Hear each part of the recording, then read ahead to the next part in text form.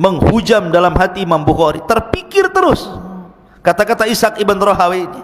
Seandainya engkau kumpulkan satu kitab yang isinya kumpulan-kumpulan hadis Rasul yang sahih secara ringkas saja, wahai Bukhari, lakukan.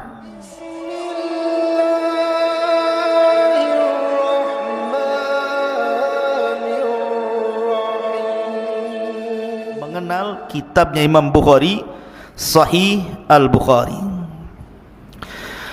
Namanya itu bukan Sahih Bukhari sebenarnya, itu kan kalimat singkat saja, Sahih Bukhari, Sahih Muslim.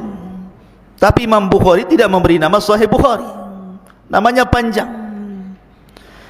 Imam Bukhari memberikan nama kepada kitabnya itu Al-Jami, As-Sahih, Al-Musnad, Al-Mukhtasar min umuri Rasulillah sallallahu alaihi wasallam wa sunanihi wa ayyamihi.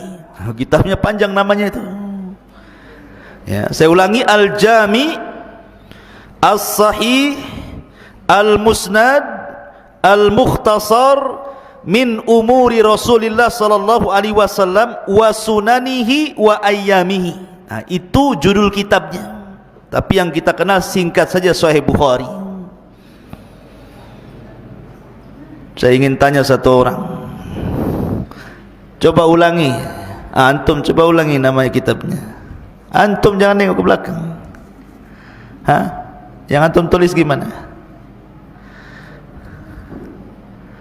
Antum nulis apa?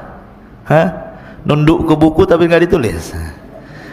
Al-Jami', As-Sahih, Al-Musnad, Al-Mukhtasar min umuri Rasulillah sallallahu alaihi wasallam wa sunanihi wa ayyamihi. Antum talabatul ilmi harus tak hafal gini namanya. Nanti ditanya nama kitab Sahih Bukhari apa, enggak tahu. Al-Jami'us Sahih, Al-Musnad, Al-Mukhtasar min umuri Rasulillah sallallahu alaihi wasallam wa sunanihi wa ayyamihi, atau dengan singkat Sahih Bukhari gitu saja. Itulah namanya. Kenapa disebut Al-Jami' As-Sahih? Karena kitab Sahih Bukhari itu berbeda dengan kitab Sunan. Kan ada Sunan Imam Ahmad, Sunan Abi Dawud, Sunan Tirmidzi, Sunan Ibnu Majah, Sunan Daruqutni, kan sunan-sunan tuh. Kalau sunan-sunan itu, kitab-kitab sunan itu hanya lebih banyak kepada masalah hukum-hukum saja, bah salat, toharoh, zakat, puasa, haji gitu ya, tolak, nikah, buyu, dan begitu seterusnya. Hanya berkisah tentang hukum-hukum. Jadi kitab-kitab sunan itu isinya hanya berkisah tentang masalah hukum-hukum saja. Tapi Sahih Bukhari namanya Jami'. Jami' itu sesuatu yang mencakup segalanya. Jadi dalam Sahih Bukhari itu juga dijelaskan tentang tauhid, kitabul iman, kitabul ilmi, ta'bir ru'ya, kitabul riqaq, kitab al-fadail, tafsir, hukum. Jadi lengkap. Makanya disebut Al-Jami'. Adapun disebut sahih karena Imam Bukhari tidak pernah memasukkan dalam kitabnya kecuali yang sahih-sahih saja. Jadi Imam Bukhari tidak pernah memasukkan dalam kitabnya kecuali hadis-hadis sahih saja. Ma'asyiral muslimin yang dimuliakan Allah Azza wa Jalla. Taib, pertanyaannya, kenapa Imam Bukhari sampai mengumpulkan kitab Sahih Bukhari sehingga kitabnya menjadi kitab kondang di kalangan ahli sunnah wal jamaah? Imam Bukhari itu suatu ketika duduk bersama gurunya. Siapa guru Imam Bukhari? Ishaq ibn Rahawayh, seorang yang bermadzhab Syafi'i, itu gurunya Imam Bukhari. Lah Ishaq ibn Rahawayh pun punya karya sebenarnya. Tapi Ishaq ibn Rahawayh ini melihat kecerdasan muridnya Imam Bukhari ini, dia mengatakan kepada Imam Bukhari, "Lau jama'tum kitaban mukhtasaran li sahihi sunnatin Nabi sallallahu alaihi wasallam, wahai Bukhari, seandainya engkau mau mengumpulkan satu buku yang isinya hanya hadis-hadis yang sahih secara ringkas, tentu ini lebih baik." Ketika ucapan Ishaq ibn Rahawayh inilah akhirnya menghujam dalam hati Imam Bukhari. Terpikir terus kata-kata Ishaq ibn Rahawayh ini. Seandainya engkau kumpulkan satu kitab yang isinya kumpulan-kumpulan hadis Rasul yang sahih secara ringkas saja, wahai Bukhari, lakukan. Jadi kepikiran terus ucapan Ishaq ibn Rahawayh, sampai akhirnya Allah buka hatinya dan dia pun mulai menulis kitab Sahih Bukhari selama 16 tahun. Bukan setahun, 2 tahun, 16 tahun ia mengarang kitab Sahih Bukhari itu. Ada juga yang mengatakan, dan itu Imam Bukhari sendiri yang mengatakan, bahwa sebab dia mengarang kitab itu karena beliau mimpi. Beliau mimpinya mengatakan demikian, kata Imam Bukhari, Ra'aitun Nabiyya sallallahu alaihi wasallam ka'anni waqifun baina yadayhi wa biyadi mirwahatun adubbu anhu. Kata Imam Bukhari, suatu ketika aku bermimpi. Dalam mimpiku aku berhadap-hadapan dengan Rasul. Dan ketika itu aku membawa kipas, mengkipas-kipas seperti ini, melindungi Nabi sallallahu alaihi wasallam, melihara Nabi sallallahu alaihi wasallam. Maka dia pun terbangun, kemudian dia bertanya kepada pakar ahli mimpi, orang yang suka mentakbirkan mimpi, mentakwilkan mimpi. Dia datang, ini saya mimpi seperti ini, apa ya takwilnya, apa maksudnya ya? Maka ahli-ahli mimpi itu akhirnya mengatakan kepada Imam Bukhari, innaka tadubbu anhul kadhib fahuwa alladhi hamalani ala ikhrajis sahih. Bahwa engkau, wahai Bukhari, engkau akan membela Rasul dari para pendusta. Sebab itulah, kata Imam Bukhari, yang menjadikan aku mengeluarkan hadis-hadis Nabi sallallahu alaihi wasallam. Dari inilah sebabnya Imam Bukhari mengarang kitab Sahih Bukhari. Ada yang mengatakan karena nasihat gurunya Ishaq ibn Rahawayh, ada yang mengatakan karena mimpinya beliau. Maka dengan mimpi itu dia mentakwilkan kepada pakarnya, kemudian dari sebab itulah dia mengarang kitab Sahih Bukhari. Ma'asyiral muslimin yang dimuliakan Allah Azza wa Jalla, la Sahih Bukhari ini, atau tadi disebut Al-Jami' As-Sahih Al-Musnad Al-Mukhtasar min umuri Rasulillah SAW wa sunanihi wa ayyamihi, ini karya beliau. Ini Imam Bukhari luar biasa, ikhwan. Jadi beliau ketika mengarang kitab ini betul-betul dia menseriusi, enggak asal-asalan. Imam Bukhari ini sebenarnya beliau hafal kitab itu, hafal hadis-hadis yang sahih itu banyak.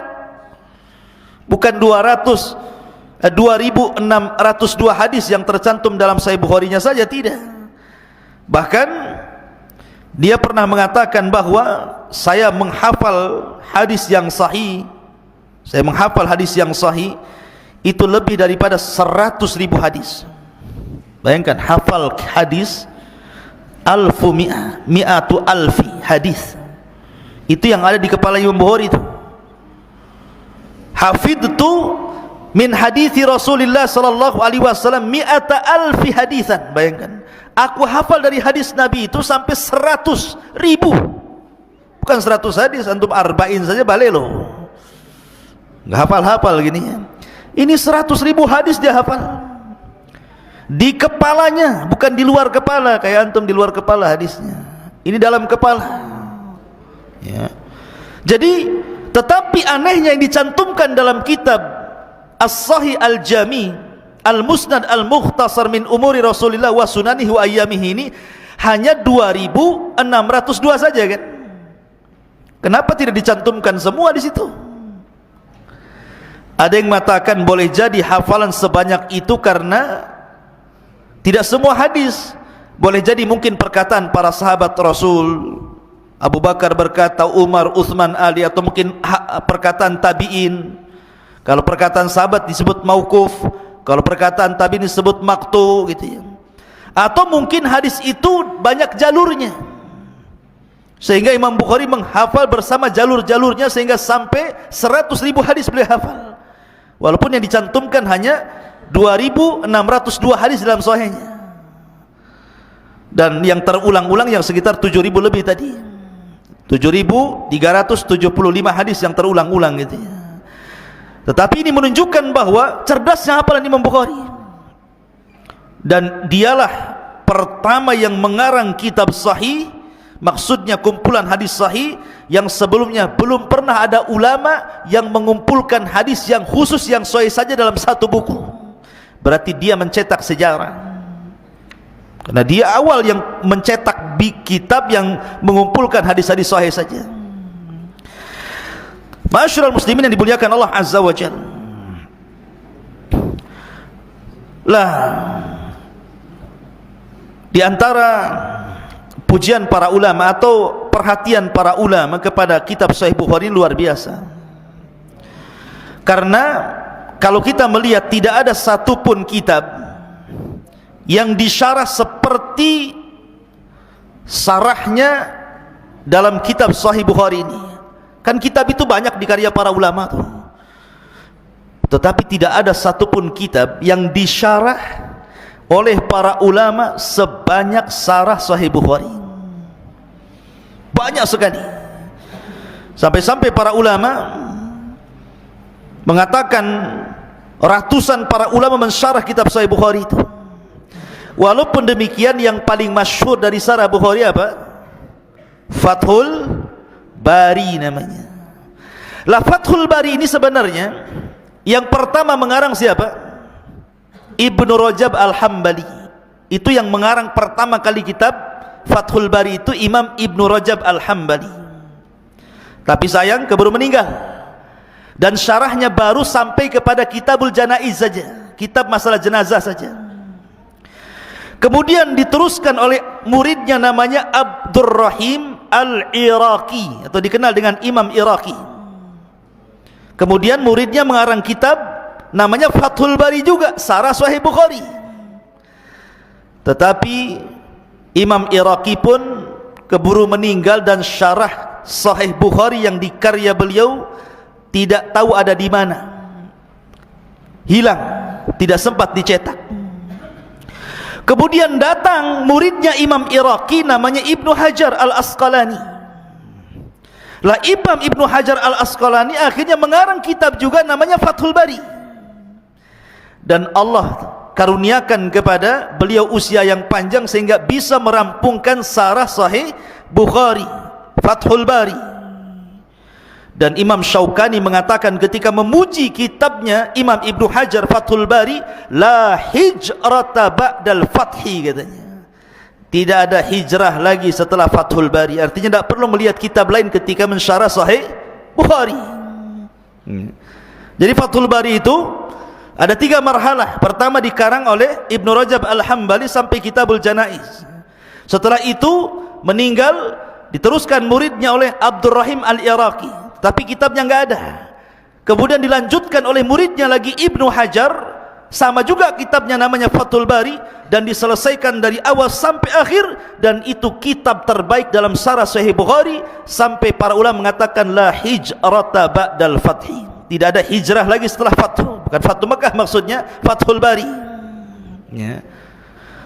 Lihat bagaimana para ulama memberikan perhatian kepada Sahih Bukhari ini, luar biasa. Ya, kalau karya-karya yang lain sih banyak. Saya akan sebutkan seperti A'lamus Sunan yang dikarang oleh Abu Sulaiman Al-Khattabi, meninggal 388 Hijriah, itu juga syarah Sahih Bukhari. Kemudian syarah Sahih Bukhari yang dikarang Ibnul Battal Al-Qurtubi Al-Maliki, yang meninggal pada tahun 449 Hijriah. Kemudian ada syarah Mushkilatul Bukhari dikarang oleh Muhammad ibn Said ibn Yahya, yang meninggal pada tahun 637. Di sana ada syarah Bukhari yang dikarang oleh Yahya ibn Syaraf An-Nawawi, yang meninggal pada tahun 676 Hijriah. Di sana ada Al-Badrul Munir As-Sari fi Kalami ala Sahihil Bukhari, yang dikarang oleh Abdul Karim ibn Abdin Nur, yang meninggal pada tahun 735 Hijriah. Dan banyak lagi At-Tanqih fi Syarhil Jami' Sahih, kemudian juga At-Tawdih li Syarhil Jami' As-Sahih, kemudian Al-Ifham Syarhu Sahihil Bukhari, dan banyak sekali karyanya. Memang tidak ada satu kitab yang banyak disyarah kecuali kitab Bukhari, dan syarahnya luar biasa, berjilid-jilid, ya. Dan ini menunjukkan keberkahan siapa? Pengarangnya, Al-Imam Al-Bukhari rahimahullahu ta'ala. Kemudian di antara tazkiyah para ulama, rekomendasi para ulama tentang kitab Sahih Bukhari, berkata Imam As-Sakhawi, Sahihul Bukhari wa Sahihu Muslimin as-sahhul kutub ba'da kitabillah, bahwa kitab Sahih Bukhari dan Muslim adalah kitab tersahih setelah Al-Quran. Dulu sebelum Bukhari dan Muslim lahir, kitab tersahih setelah Al-Quran itu kitabnya Imam Malik, namanya Al-Muwatta li Imam Malik. Muwatta pun banyak yang ngarang, salah satunya Imam Malik ngarang kitab Muwatta.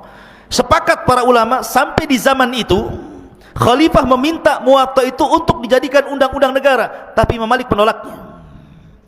Tetapi setelah Bukhari lahir, Muslim lahir, kemudian mengumpulkan hadis sahih Bukhari dan Muslim dalam kitab keduanya, akhirnya para ulama setelahnya memandang bahwa dalam kitab Muwatta itu tidak semua hadis sahih dicantumkan Imam Malik di situ. Ada yang sahih, ada yang lemah, bahkan ada yang sampai maudhu. Akhirnya ulama menurunkan derajatnya Muwatta Imam Malik, dan Imam Bukhari dinaikkan derajatnya, kemudian Imam Muslim, dan akhirnya kedua kitab ini mengungguli kitabnya Muwatta, sehingga talaqathul ummatu bil qabul. Semua ulama sepakat bahwa tidak ada kitab tersahih setelah Al-Quran dalam pencatatan hadis Rasul kecuali Imam Bukhari dalam kitabnya Al-Jami' As-Sahih Al-Musnad Al-Mukhtasar min umuri Rasulillah SAW wa sunanihi wa ayyamihi.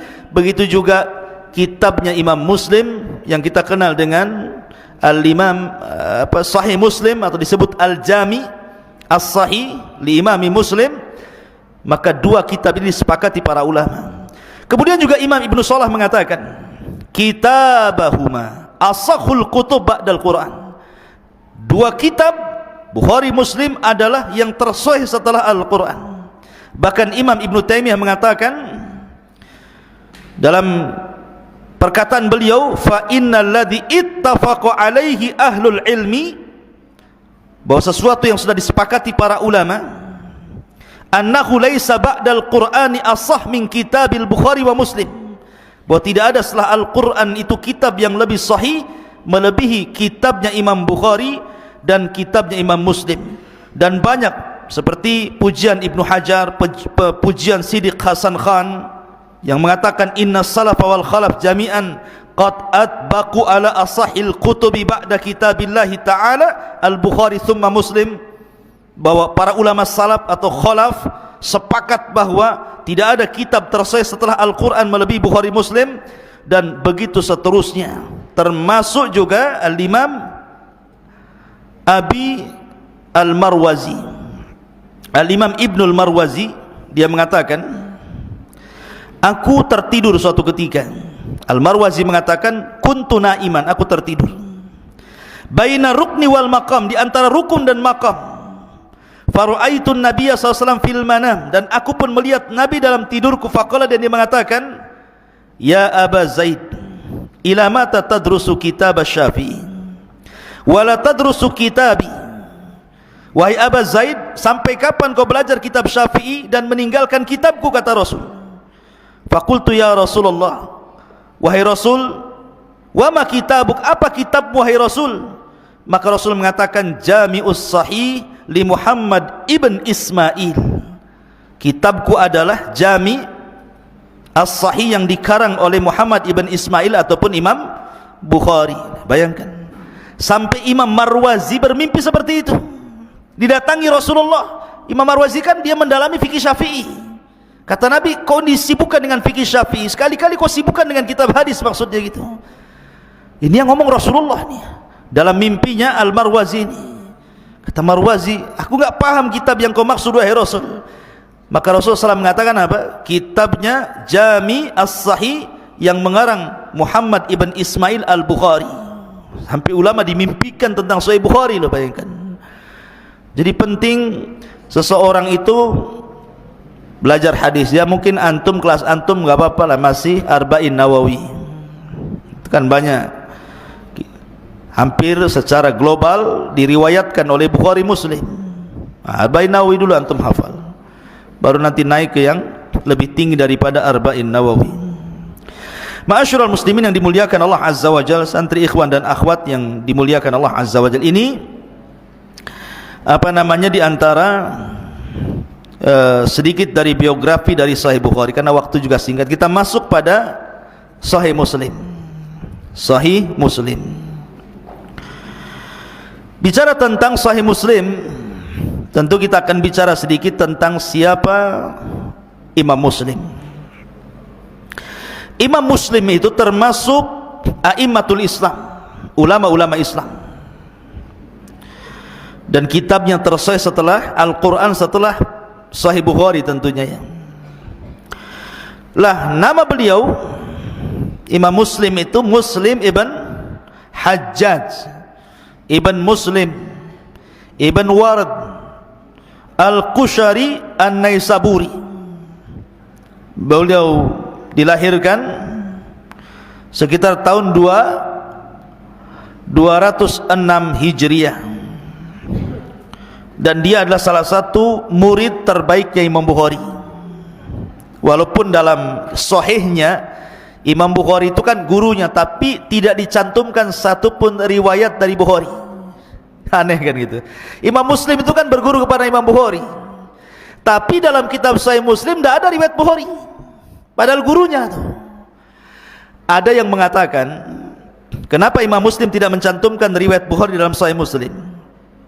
Bahwa Imam Muslim itu mendahului sanad ulu, sanad yang lebih tinggi, karena guru-gurunya Imam Bukhari, guru-gurunya Imam Muslim juga.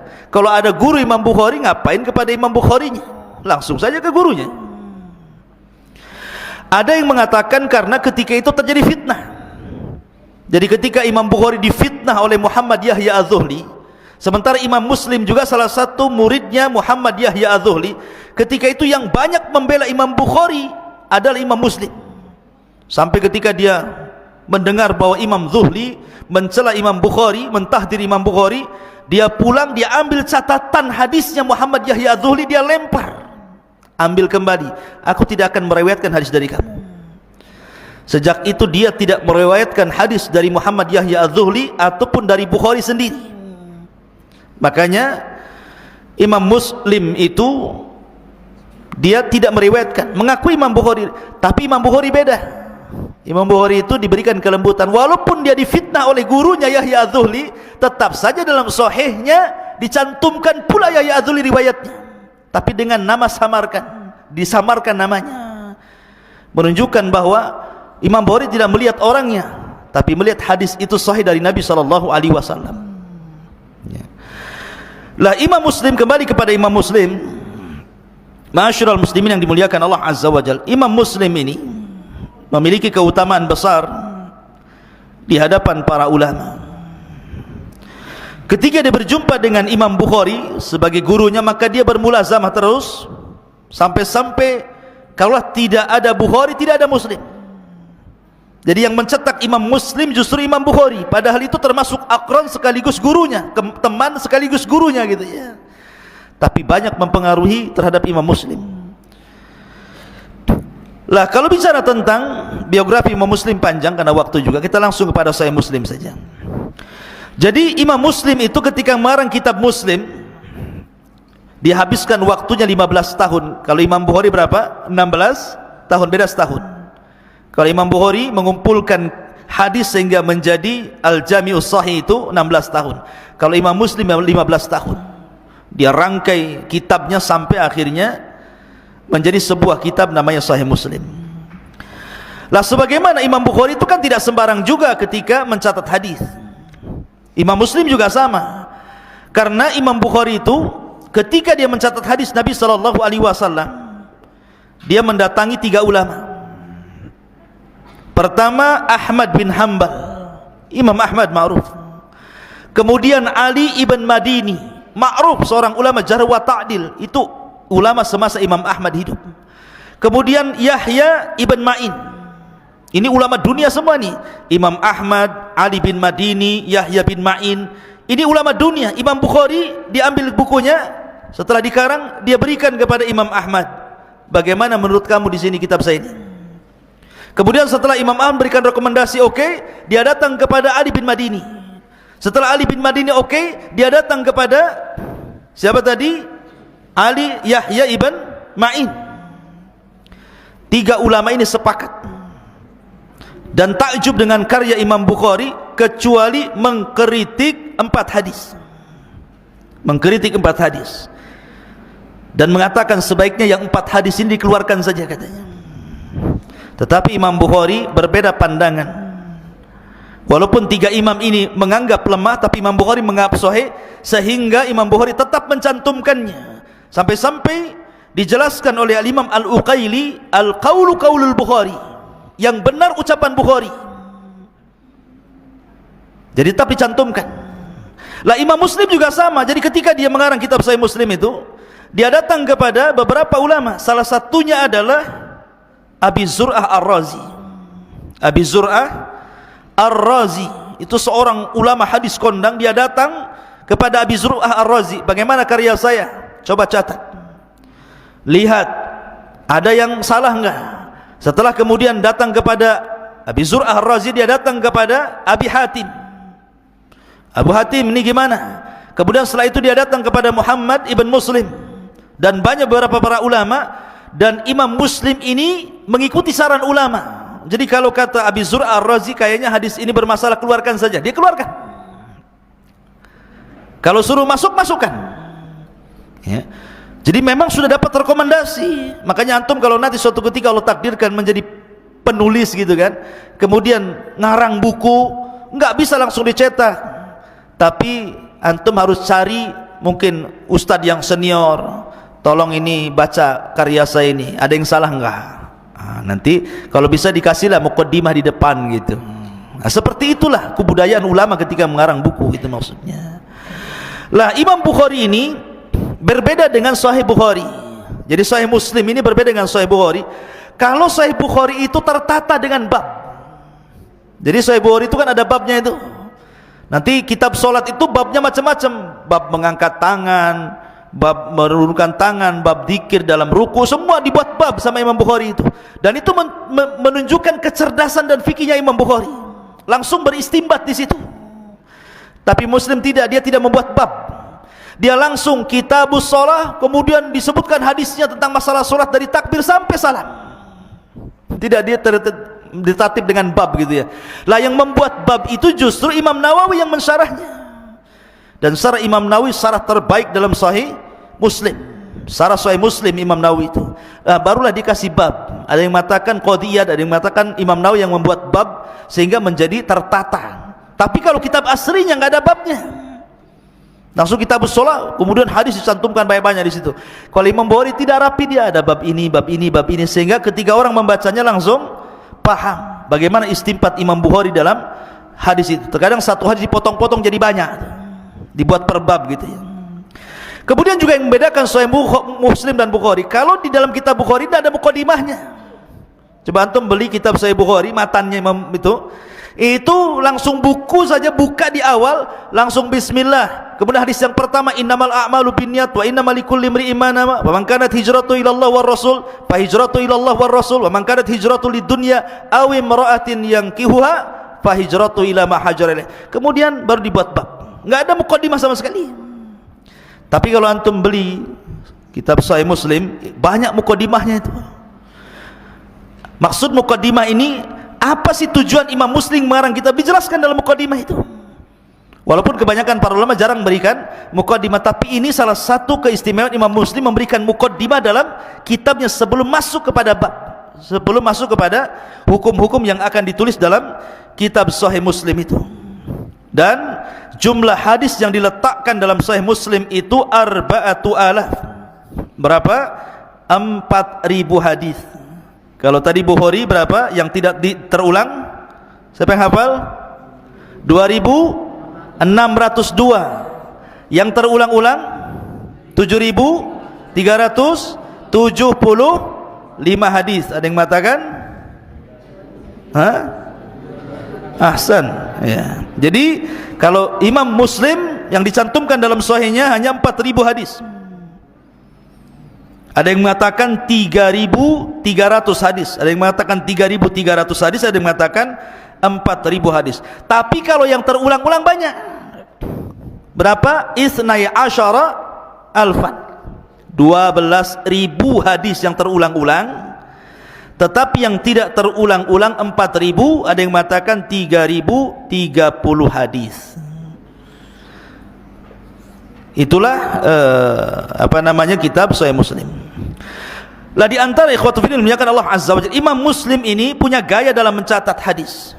Dalam mengarang kitab itu Imam Muslim punya gaya, punya metode gitu kan. Jadi Imam Muslim ini membagi orang-orang yang diambil riwayat itu kepada 3 kelompok. Kelompok yang pertama yang disebut dengan martabatul ula, memang ini martabat tertinggi, seperti Sufyan Ats-Tsauri, Sufyan ibn Uyainah, Imam A'mash, Ibrahim An-Nakhai, Ibnu Mubarak, Muhammad Al-Mahdi. Itu rutbatul ula namanya, kelompok yang paling tinggi. Ini kalau ada hadis datang dari orang-orang ini, maka Imam Muslim sudah tidak komentar, langsung ambil, dicantumkan dalam sahihnya. Ini kelompok yang pertama nih, yang Imam Muslim tidak pernah komentar. Kalau datang hadis dari 2 Sufyan, Sufyan Ats-Tsauri dan Sufyan ibn Uyainah, kalau datang dari hadis dari A'mash, Ibrahim An-Nakhai, Ibnu Mubarak, Muhammad Al-Mahdi dan ulama sezaman mereka, Imam Muslim tidak tanya-tanya. Kalau hadis datang dari mereka, langsung dicantumkan dalam sahihnya, karena mereka adalah kelompok yang luar biasa. Kemudian kelompok yang kedua, Imam Muslim itu mengambil hadis dari orang-orang yang secara agama itu bagus, disaksikan syahidalahu ahlul khair wad din. Jadi ulama menyaksikan dia memang orang baik, ahli agama, ahli ibadah. Tetapi dalam hafalan hadis bermasalah, dibicarakan para ulama. Seperti umpamanya Yazid ibn Abi Ziyad, Lais ibn Abi Sulaim dan yang lainnya, itu dibicarakan tentang hafalannya. Tetapi ketakwaannya luar biasa. Lah Imam Muslim tetap mengambil. Tetapi bukan dijadikan hadis inti, tapi dijadikan mutabi namanya, hanya penguat saja.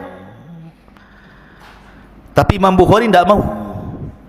Imam Bukhari kalau sudah dibicarakan hafalannya, anti meletakkan hadisnya di sahihnya, nggak mau Imam Bukhari. Itulah kelebihannya Imam Bukhari di sini. Syaratnya juga beda. Kalau Imam Muslim itu syaratnya harus sezaman dan memungkinkan ketemu, walaupun tidak ketemu.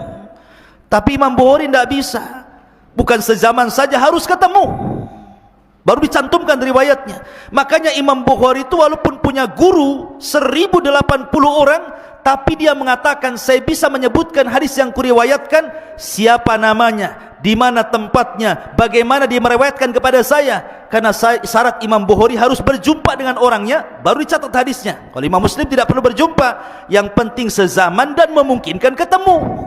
Itulah bedanya Bukhari dengan Muslim, syaratnya tidak beda kan. Makanya Bukhari lebih tinggi dibandingkan Muslim dari sini. Tetapi kalau kelompok yang ketiga, para pendusta, muttaham bil kadzib, Imam Muslim la karamah, tidak ada kemuliaan, tidak akan diambil riwayatnya. Dari sini ikhwatul fiddin bahwa inilah perbedaan Sahih Bukhari dan juga Sahih Muslim. Intinya bahwa Imam Muslim betul-betul meletakkan hadis, kehati-hatiannya luar biasa. Tetapi kalau kita melihat rijalnya hadis Bukhari dan Muslim itu, maksudnya guru-gurunya atau jalan-jalannya, jalur-jalurnya hadis itu, ada yang rijalnya Bukhari juga rijalnya Muslim, dan itu banyak, ribuan. Tapi ada juga Imam Bukhari ini meriwayatkan rijalnya tidak ada dalam Sahih Muslim, begitu juga rijalnya dalam Sahih Muslim tidak ada dalam Sahih Bukhari. Tum paham nih rijal-rijal gini. Nanti akan sampailah pelajarannya ke mustalah hadis. Saya akan menerangkan saja, nanti akan paham. Ada yang mengatakan bahwa 435 rijal beriwayat hadis yang dicantumkan dalam Sahih Bukhari tidak ada pada Sahih Muslim, dan 620 rijal Sahih Muslim tidak ada pada Bukhari, walaupun kebanyakan rijalnya bersepakat. Makanya ada istilah muttafaq alaih, disepakati keduanya, Bukhari Muslim gitu ya. Ada rawahul Muslim saja, ada rawahul Bukhari saja, ada muttafaq alaih, disepakati keduanya kan gitu ya, karena berawal dari sini ya. Maka ada perbedaan antara Sahih Bukhari dan Muslim dari berbagai macam sisi, tetapi banyak juga kesamaannya. Tapi yang jelas bahwa dua kitab ini adalah dua kitab tersahih setelah Al-Quran. Dan saya sarankan, nasihatkan kepada antum, kalau antum punya rezeki, belilah dua kitab ini plus dengan syarah-syarahnya. Kalau sudah bisa baca kitab, baca, atau cari guru belajar tentang dua kitab ini supaya antum lebih mampu lagi untuk mendalami Islam. Karena orang-orang Syiah, mereka mencela dua kitab ini dan mengatakan ini dua kitab mimpinya ahli sunnah. Ketika ada orang mencela Imam Bukhari dan Muslim, berarti sama juga mencela Islam dan mencela para ulama ahli sunnah yang sudah mensepakati bahwa tidak ada kitab yang sahih setelah Al-Quran melebihi Bukhari, Sahih Bukhari dan juga Sahih Muslim.